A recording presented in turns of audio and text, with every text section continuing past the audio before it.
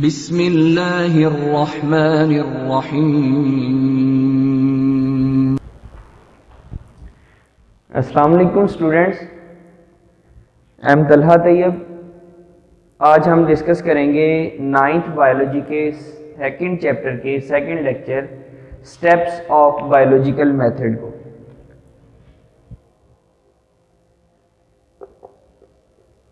Steps of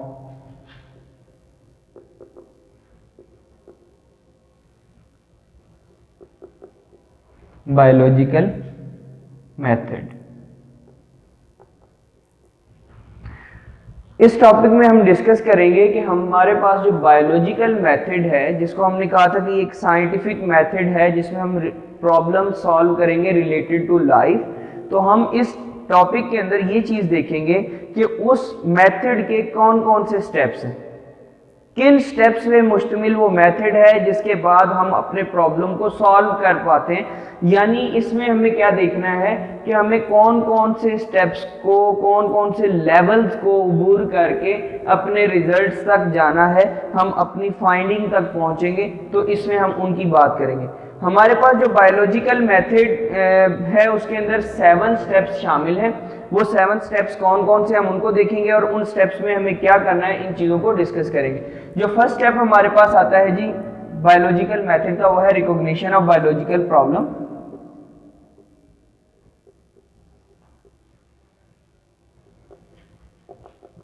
recognition of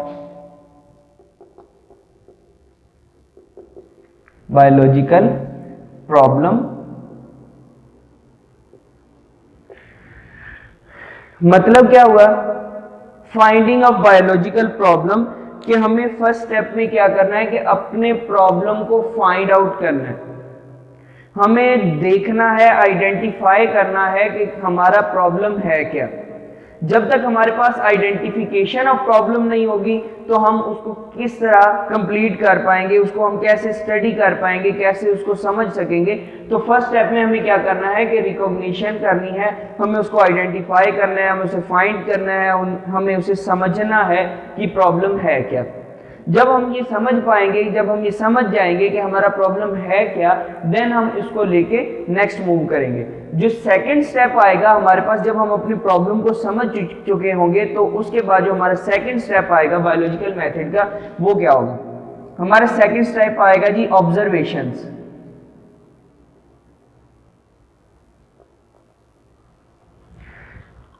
observations ये क्या होंगे कि जो हमने प्रॉब्लम फाइंड आउट किया है, जो हमारे पास रिकॉग्निशन हुई है, जिस प्रॉब्लम को हम रिकॉग्नाइज कर चुके हैं, हम उससे रिलेटेड ऑब्जर्वेशंस कंडक्ट करेंगे। हम क्या करेंगे, हम उस प्रॉब्लम से रिलेटेड इंफॉर्मेशन को हासिल करने के लिए कि वो प्रॉब्लम है क्या, वो प्रॉब्लम फैलता कैसे है, वो प्रॉब्लम किस वजह से हुआ है, उसके अंदर कौन कौन से एलिमेंट्स हैं, उसकी सिम्टम्स क्या है, यानी किसी भी एक प्रॉब्लम की मुकम्मल डिटेल जानने की कोशिश करेंगे। उसके बारे में इंफॉर्मेशन जो है ना, उनको इकट्ठा करने की कोशिश करेंगे। ये जो कलेक्शन ऑफ डाटा होगी उसको हम ऑब्जर्वेशंस का नाम देंगे। और ये जो ऑब्जर्वेशंस होंगी ये मोस्टली हमारी 5 सेंसेस को यूज करके कंप्लीट होती हैं। हम कभी भी 5 सेंसेस को यूज किए बिना ऑब्जर्वेशंस को कंप्लीट नहीं कर पाते हैं। यानी हमारा ये जो सेकंड स्टेप होता है, इसमें हमारी सेंसेस को इस्तेमाल किया जाता है। फिर जब हम ऑब्जर्वेशंस को कंप्लीट कर चुके हैं, हमारी ऑब्जर्वेशंस हो गई हैं, देन हम इससे नेक्स्ट लेवल की तरफ जाएंगे। और इससे नेक्स्ट लेवल हमारे पास क्या होगा, फॉर्मुलेशन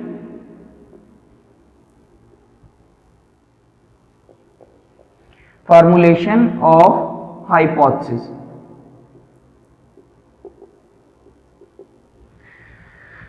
फॉर्मुलेशन ऑफ हाइपोथेसिस, हमें हाइपोथेसिस फॉर्मुलेट करनी है। मतलब क्या हुआ कि जो हमने डाटा हासिल किया है ऑब्जर्वेशन से, इस डाटा को हमने ऑर्गेनाइज करना है in the form of statements.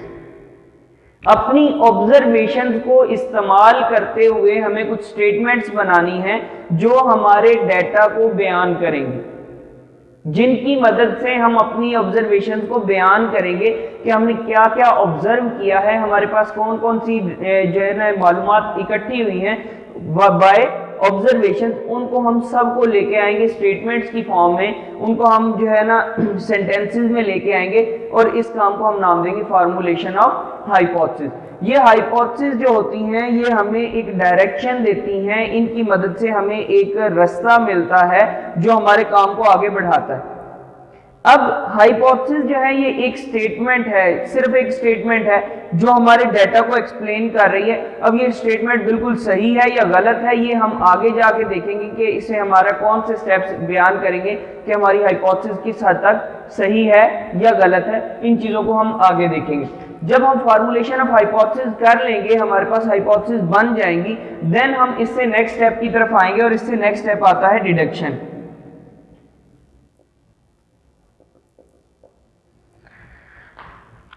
Deduction क्या है?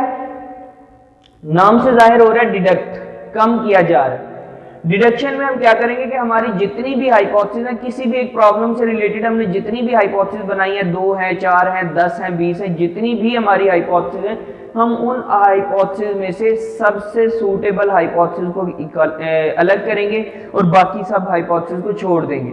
जब हम उन सारी हाइपोथेसिस को अलग कर देंगे तो उस वक्त हमारे पास जो हाइपोथेसिस बचेंगी उन्हें हम डिडक्शन का नाम देंगे। अब ये जो डिडक्शन होगी इसके अंदर हम कुछ लॉजिक से इस्तेमाल करते हैं, हम इसके अंदर कुछ खास जो है ना टर्म्स यूज करते हैं जिसकी वजह से ये डिडक्शन इस काबिल हो जाती है कि हम एक्सपेरिमेंट्स को कंडक्ट कर सकें। अदरवाइज हमारे पास कोई ऐसा मेथड नहीं होता, कोई हमारे पास ऐसी चीज नहीं होती जिसमें हम एक्सपेरिमेंट को कंडक्ट कर सकें। तो ये डिडक्शन ही होती हैं जो कि सारे का सारा निचोड़ होती हैं इन हाइपोथेसिस का, और उसके अलावा यही वो डायरेक्शन होती हैं जो हमें एक्सपेरिमेंट तक लेके जाती है, जिनकी मदद से हम अपने एक्सपेरिमेंट्स को कंडक्ट करते हैं जी। तो जब हम डिडक्शंस बना लेते हैं देन हम अपने नेक्स्ट स्टेप की तरफ मूव करते हैं और हमारे पास जो नेक्स्ट स्टेप आता है वो होता है एक्सपेरिमेंटेशन।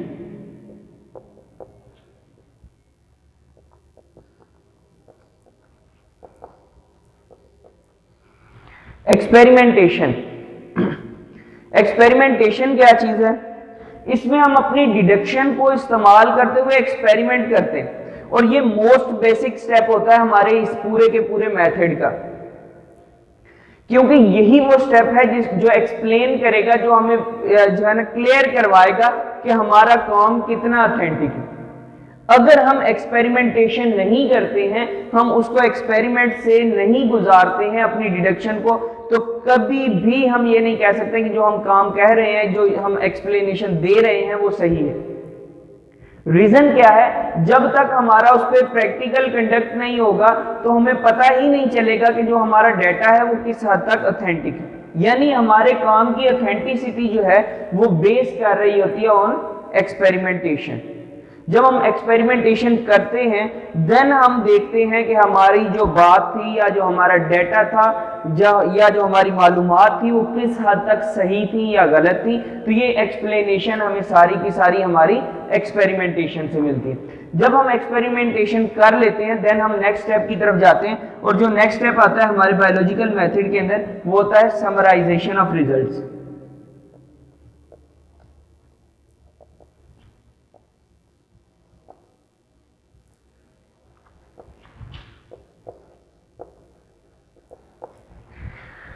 समराइजेशन ऑफ रिजल्ट्स ये क्या होता है? हमारे एक्सपेरिमेंट से जितना भी डाटा हासिल होता है उस सारे के सारे डाटा को हम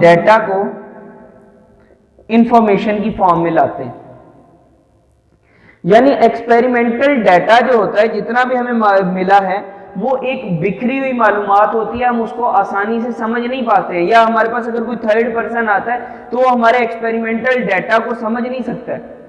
उसको समझने के लिए चाहिए इंफॉर्मेशन, और वो इंफॉर्मेशन कैसे तैयार होगी? जब हम उस रिजल्ट को समराइज करेंगे।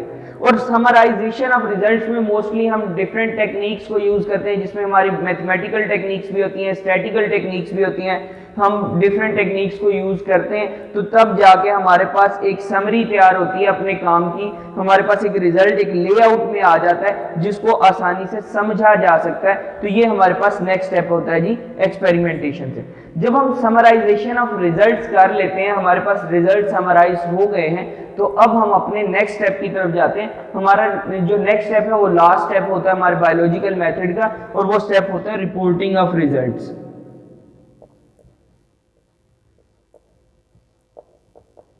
Reporting of results. Reporting of results क्या चीज है? हमें जितनी भी हमारी फाइंडिंग्स हैं उनको रिपोर्ट करना है, हमें उसको दुनिया तक पहुंचाना है। क्यों रिपोर्ट करना है? ऐसी क्या रीजन है कि हम इसको रिपोर्ट कर रहे हैं? उसकी वजह ये होती है कि जब तक हम दुनिया को नहीं बताएंगे, हम अपनी बाकी की साइंस सोसाइटी को नहीं बताएंगे, दूसरे साइंटिस्ट हमसे एग्री नहीं करेंगे, तो हम कह ही नहीं सकते कि हमारा काम जो है ये ऑथेंटिक है। यानी हमें अपने काम को ऑथेंटिक बनाने के लिए, अपने काम की ऑथेंटिसिटी के लिए ये करना होता है कि हम अपने काम को शेयर करते हैं दूसरे साइंटिस्ट के साथ। ये रिपोर्टिंग ऑफ रिजल्ट जो होती है, यही हमें इंफॉर्मेशन में जो इजाफे का बायस बनती है। मिसाल के तौर पे जो अभी का हमारा जो करंट इशू चल रहा है, कोरोना वायरस, अभी चंद दिन पहले चाइनीज डॉक्टर ने एक नई जो है ना इंफॉर्मेशन एक्सप्लोर की है। उसने कहा जी कि जो हमारे पास कोरोना वायरस है, इसके फैलाव में बहुत बड़ा जो है ना एक जरिया है पेंगोलन। पेंगोलन जो कि हमारे पास एक रोडेंट है, जानदार है। तो उनका कहना यह है कि ये जो पेंगोलन है ना, ये इसकी वजह बना, बैट से वो वायरस पेंगोलन में आया, पेंगोलन से ह्यूमन तक गया। लेकिन जब उसने इस चीज को रिपोर्ट किया, उसकी स्टडीज में हो सकता है, उसके एक्सपेरिमेंट्स में हो सकता है ये चीज सामने आई हो, लेकिन जब उसने इस चीज को रिपोर्ट किया तो बहुत सारे यूरोपियन साइंटिस्ट ऐसे हैं जिन्होंने उसको मानने से इनकार कर दिया। उन्होंने कहा कि ये सही नहीं है। उन्होंने इसकी ऑथेंटिसिटी पे बहुत सारे सवाल उठाए। उसकी रीजन क्या है कि उनके पास ये क्लियर नहीं हो रहा है, उनके पास ये लिंक क्लियर नहीं बन रहा है कि किस तरह बैट से ट्रांसफर हुआ वायरस पेंगोलन के अंदर और कैसे पेंगोलन से ह्यूमन तक। तो ये जो उनके दरमियान रिलेशंस हैं वो क्लियर नहीं हो रहे। सेम वही चीज हम यहाँ पे बात कर रहे हैं कि जब हम रिपोर्टिंग ऑफ रिजल्ट करते हैं तो ही हमें पता चलता है कि हमारा काम कैसा है। जब उस पर बाकी के साइंटिस्ट जो है, बाकी साइंस सोसाइटीज जब उसको सोचती हैं, देखती हैं, तब जाके हम क्लियर कर पाते हैं कि हमारा डाटा जो है, ये हमारा एक्सपेरिमेंट किस हद तक बेहतर है। अगर हमारा एक्सपेरिमेंट सही है तो ये एक अच्छी चीज होती है, ये एक पॉजिटिव पॉइंट होता है दुनिया के लिए कि उनको क्या फायदा होता है कि उनकी इंफॉर्मेशन में इजाफा होता है। और हो सकता है कि जो हमारा एक्सपेरिमेंटल डिजाइन है, उसी एक्सपेरिमेंटल डिजाइन को इस्तेमाल करके कोई और साइंटिस्ट या कोई और पर्सन जो है वो अपने काम को बेहतर बना सके, या हमारे एक्सपेरिमेंटल डाटा को इस्तेमाल करके किसी और चीज को स्टडी किया जाए जो रिलेटेड टू हमारे प्रॉब्लम हो। तो ये ऐसा स्टेप होता है जिसके जरिए हमारे पास जो डाटा होता है या इंफॉर्मेशन होती है वो दुनिया तक पहुंचती है। ये जी हमारे पास सारे के सारे स्टेप्स थे आज के टॉपिक के। हमने क्या कहा जी, बायोलॉजिकल मेथड वो साइंटिफिक मेथड है जिसमें हमने प्रॉब्लम को सॉल्व करना है। इसके लिए हमें स्टेप बाय स्टेप मूव करना पड़ेगा। पहला स्टेप क्या होगा, रिकॉग्निशन ऑफ बायोलॉजिकल प्रॉब्लम, जिसमें हम अपने प्रॉब्लम को रिकॉग्नाइज करेंगे, हम अपने प्रॉब्लम को पहचानेंगे। फिर हम क्या करेंगे, ऑब्जर्वेशंस करेंगे, यानी हम उसमें जितना भी हमें डाटा मिल सकता होगा, जितनी भी इंफॉर्मेशन मिल सकती होगी, हम उसको इकट्ठा करेंगे ऑब्जर्वेशंस के जरिए। देन हम फॉर्मुलेशन ऑफ हाइपोथेसिस करेंगे, अपनी ऑब्जर्वेशंस को स्टेटमेंट्स में लेके आएंगे, हम उससे स्टेटमेंट्स बनाएंगे। फिर डिडक्शन पे आएंगे। डिडक्शन क्या होगी, जो हम जितनी भी हमारी हाइपोथेसिस होंगी उनका जो निचोड़ होगा, उनकी जो इंफॉर्मेशन में बेस्ट इंफॉर्मेशन होगी वो सारी की सारी हमारी डिडक्शन में होगी। और यही वो डिडक्शन वही डायरेक्शन होगी जो हमें एक्सपेरिमेंटेशन तक लेके जाएगी। फिर हमने कहा जी कि एक्सपेरिमेंटेशन क्या है, जिसमें हम एक्सपेरिमेंटली अपनी डिडक्शन को प्रूव करने की कोशिश करेंगे कि हमारा जो काम है वो किस हद तक बेहतर है। जब हम एक्सपेरिमेंटेशन करेंगे तो एक्सपेरिमेंटेशन से हम अपने बाकी के काम की ऑथेंटिसिटी को चेक करेंगे।